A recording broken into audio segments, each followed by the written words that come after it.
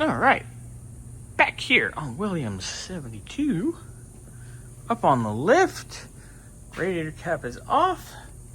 You're going to drain the cooling system because we are about to swap out our water pump. First order of business, drain coolant. What are you doing, Xander? I think I found the problem. What's the problem? There's no radiator attached to the engine.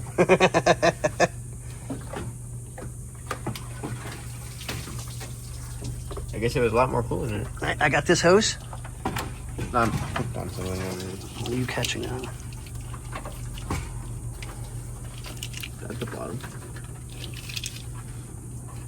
It'd probably be good if we like undid the bottom mount, huh?